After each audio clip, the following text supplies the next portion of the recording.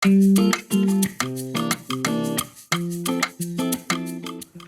Sobat Bisnis, balik lagi di Ramalan Saham, membahas pasar modal secara mendalam. Minggu ini sentimen di pasar modal mempengaruhi pergerakan IHSG seperti perang antara Ukraina dan Rusia dan juga pergerakan harga minyak mentah dan juga batu bara. Dan ternyata hal ini membuat pergerakan emiten di sektor energi juga turut berpengaruh. Nah, sementara itu, Bursa Efek Indonesia di tahun ini sepertinya bakal kedatangan banyak perusahaan yang akan mencatatkan namanya di papan Bursa Efek Indonesia. Awal tahun ini saja sudah ada 8 emiten yang mencatatkan namanya di pasar modal Indonesia, yaitu ada Net TV, ada ADMR, SEMA, ASLC, Baut, Enak, NTBK, dan ADCP. Bursa Efek Indonesia menargetkan sekitar 55 emiten akan IPO di tahun ini. Angka ini jauh lebih tinggi dibandingkan angka tahun realisasi 2021, yaitu sebesar 54 emiten yang IPO. Nah, untuk jumlah investor, Bursa Efek Indonesia juga menargetkan akan ada 10 juta investor yang mulai berinvestasi di pasar modal dari tahun 2021 yang hanya mencapai 7,48 juta investor. Nah, tentunya bertambahnya emiten, bertambahnya investor harus dibarengi dengan bertambahnya literasi. Lalu bagaimana cara Bursa Efek Indonesia untuk memenuhi target tersebut dan juga memberikan literasi kepada para investor? Sobat bisnis, yuk ikutin saya.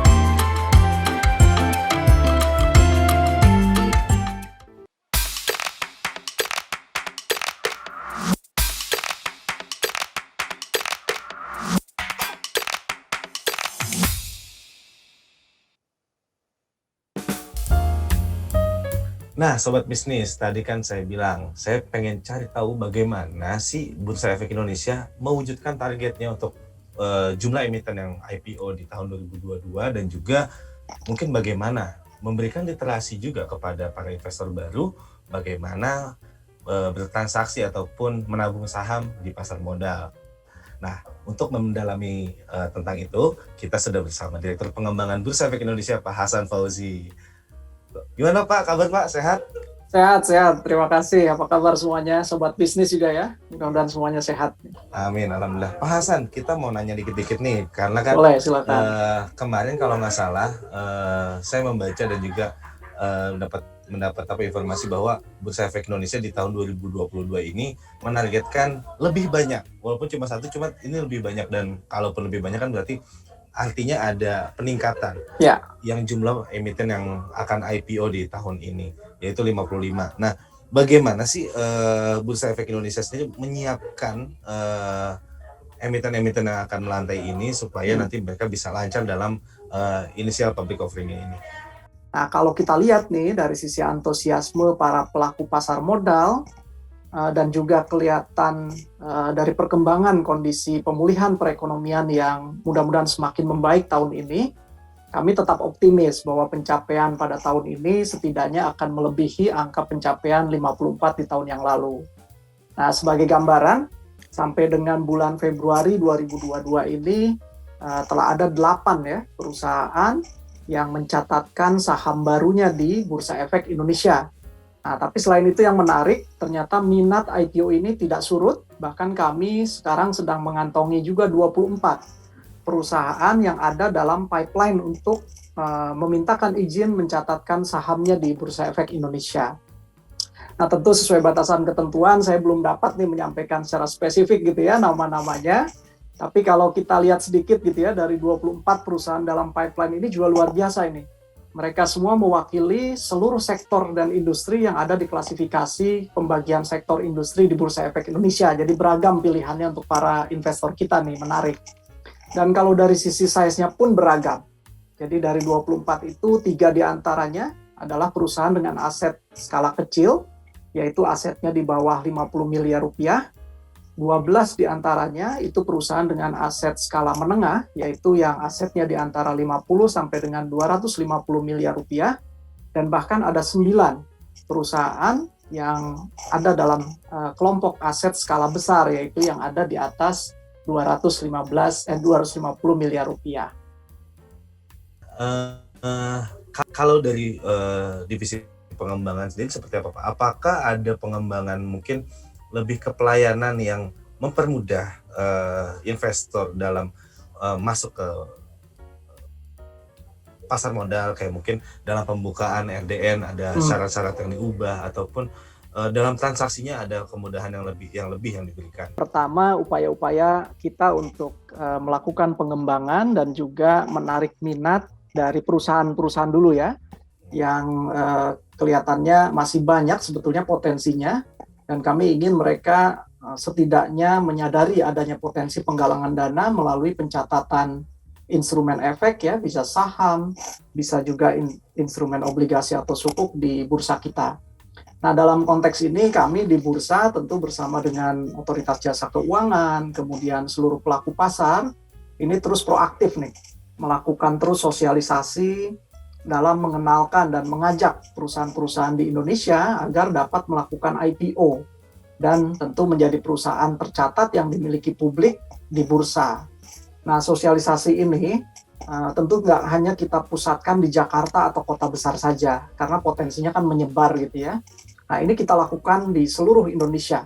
Dan ini menjadi sangat memungkinkan karena Bursa Efek Indonesia sekarang sudah punya 30 kantor perwakilan yang tersebar di ibu kota provinsi di Indonesia.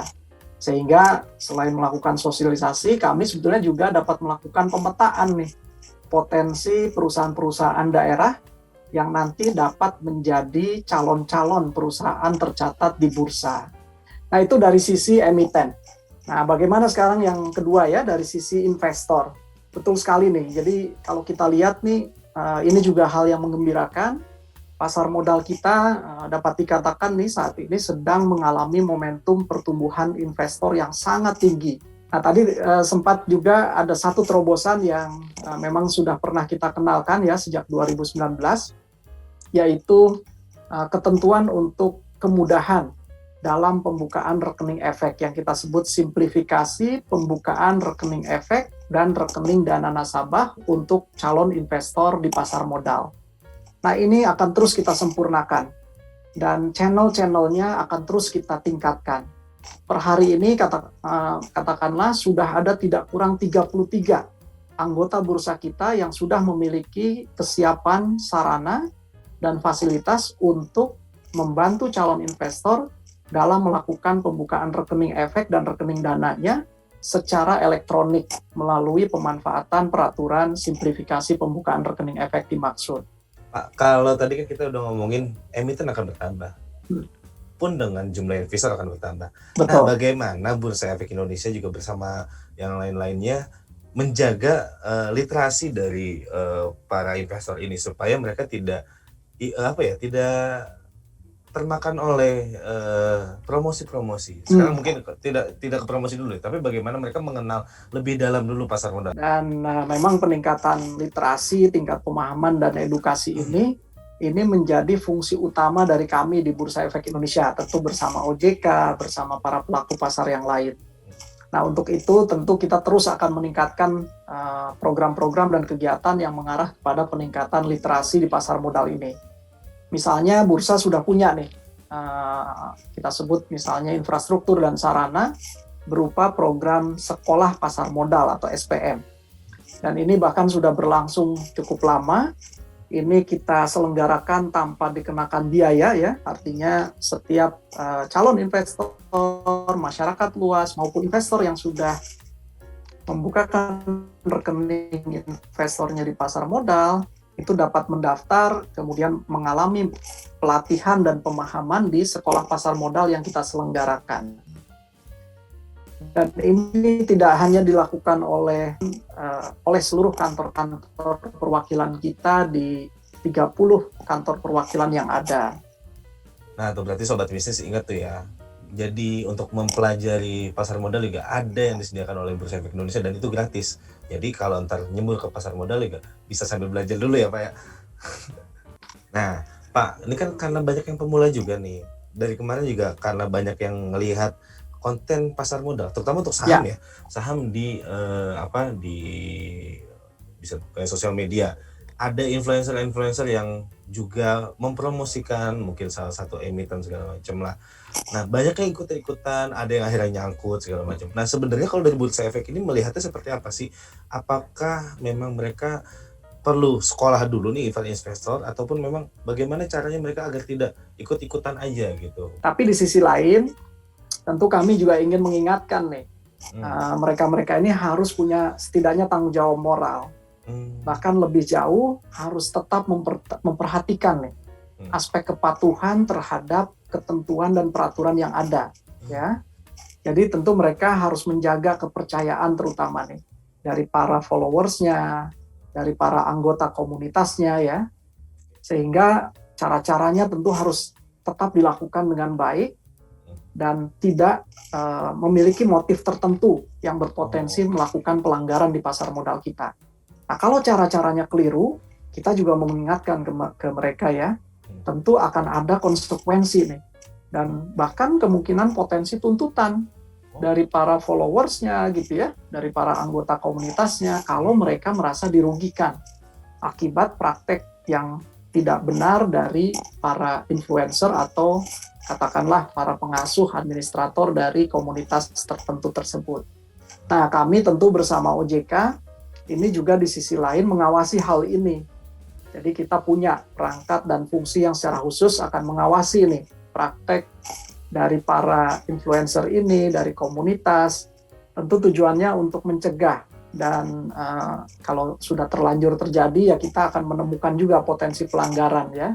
Mungkin saya kutip karena ada di Undang-Undang Pasar Modal kita nomor 8 tahun 95 bahwa kalau praktek ini masuk ke dalam ranah penipuan, manipulasi pasar, atau bahkan ada unsur perdagangan orang dalam, maka ini sudah masuk sebagai pelanggaran pasar modal yang dikategorikan sebagai pelanggaran pidana di pasar modal yang juga memiliki sanksi yang cukup berat. Nah, ini semua tentu akan kita jaga supaya pasar kita tetap berjalan secara teratur, wajar, dan efisien. Nah, tahun ini bahkan kita terus menguatkan hal ini. Kita berkolaborasi dengan seluruh pelaku ya, terutama para anggota bursa kita. Kita menggalakkan kampanye baru dengan tagline #Jadi Investor Cerdas. Waduh, bagus ya Pak kata-katanya Pak. Betul, jadi memang di satu sisi nih investor ini tidak boleh menjadi investor yang ikut-ikutan gitu ya, tapi dia harus menyiapkan diri menjadi investor yang cerdas. Nah, tagline-nya kita adalah 3P tadi. Jadi ada P pertama itu paham, kemudian punya, dan pantau. Nah itu tuh Sobat Bisnis ingat tuh 3P, paham, punya, pantau. Betul. Paham secara fundamental ya Pak, paham secara fundamental maupun secara analitikal, melihat dari laporan keuangan bagaimana, jangan langsung tiba-tiba langsung beli gitu aja ya Pak. Betul. Apalagi kalau ikut-ikutan ya, nah itu jangan sampai deh Sobat Bisnis. Jangan sampai ikut-ikutan, akhirnya rugi, ntar menyalahkan orang lain. Padahal itu adalah keputusan sendiri, harus benar-benar dipahami juga itu ya. Nah, ini banyak banget Pak yang kita dapatkan nih. Tadi ada 3P, ada banyak hal soal bagaimana target juga. Ini merupakan satu informasi yang sangat berguna banget untuk para sobat bisnis dan juga investor-investor lainnya supaya mereka juga bisa mengerti bahwa masuk ke pasar modal bukan hanya sekedar ikut-ikutan, tapi memang harus memahami secara ilmu. Nah, Pak Hasan terima kasih banyak atas waktunya. Mudah-mudahan informasi ini bisa diterima oleh semua kalangan sehingga mereka bisa secara cerdas, jadi investor cerdas seperti kata Bursa Efek Indonesia dalam bertransaksi di pasar modal. Amin, mudah-mudahan bermanfaat ya informasinya. Terima kasih Pak Hasan. Terima kasih banyak. Itu tadi pembicaraan kita dengan Pak Hasan Fauzi, Direktur Pengembangan Bursa Efek Indonesia. Memang kalau bertambah emiten dan investor harus dibarengi dengan literasi dari investornya juga. Jadi literasinya bertambah, investasinya juga tidak salah dan bisa rugi kalau misalnya salah. Sobat bisnis, pantengin terus Ramalan Saham, karena di Ramalan Saham kita akan membahas pasar modal secara mendalam. Perbanyak literasi, dan selamat berinvestasi.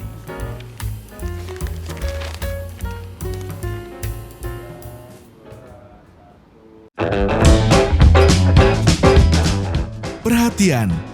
Rekomendasi apapun yang terkandung dalam video ini mungkin tidak cocok untuk semua investor dan tidak boleh digunakan sebagai penilaian tunggal untuk investasi. Terlebih lagi, konten ini tidak bermaksud untuk menggiring Anda untuk berinvestasi pada salah satu emiten. Perbanyak referensi, selamat berinvestasi.